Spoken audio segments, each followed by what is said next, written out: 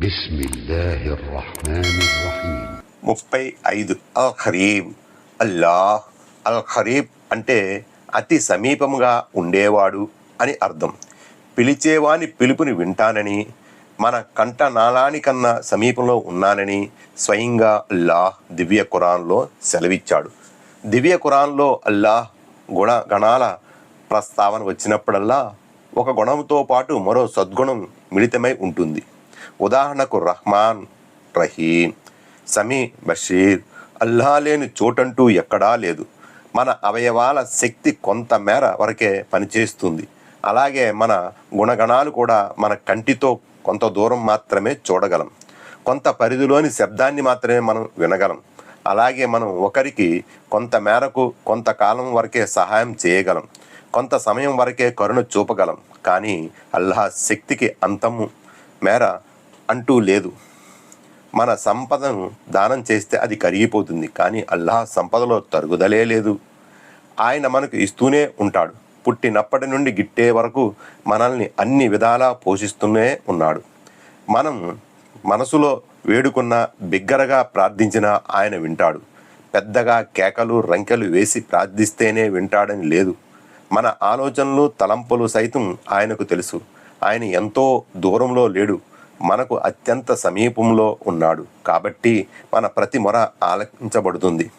మన అక్కరలు, అవసరాలు తీర్చబడుతున్నాయి. అర్థిస్తేనే తప్ప మన ఇతరుల అవసరాలు పూర్తి చేయం.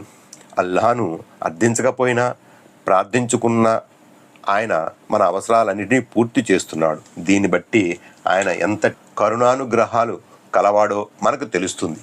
ఈ ప్రపంచం, ఇందులో ఉన్న సమస్తము అల్లాహదే. ప్రతి క్షణం ఆయన ప్రసాదించిన వస్తువులతోనే మనం జీవనం గడుపుతున్నాం. ఆయన భూమిపైనే నడుస్తున్నాం. ఆయన ప్రసాదించిన గాలినే పీలుస్తున్నాం. అయినా ఆ స్వామిని గుర్తించలేకపోతున్నాం. ఆయన్ని వదిలి సృష్టిలోని ప్రతి వస్తువుకు మొక్కుతున్నాం. రాయి రప్పల్ని, చెట్టు పుట్టల్ని, జంతువుల్ని, చివరికి సాటి మనిషిని కూడా పూజిస్తున్నాడు మనిషి. కానీ తన సృష్టికర్తను మాత్రం మర్చిపోయాడు. ఇది ఎంతో ఘోరం, నేరం.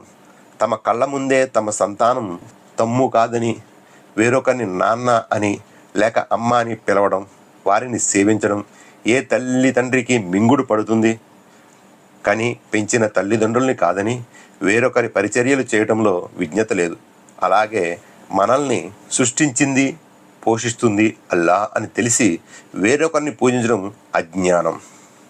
నా దాసులు నన్ను గురించి నిన్ను అడిగితే నేను వారికి అత్యంత సమీపంలోనే ఉన్నానని, పిలిచేవాడు నన్ను పిలిచినప్పుడు నేను అతని పిలుపుని వింటాను, సమాధానం పలుకుతాను అని ఓ ప్రవక్త నీవు వారికి తెలుపు.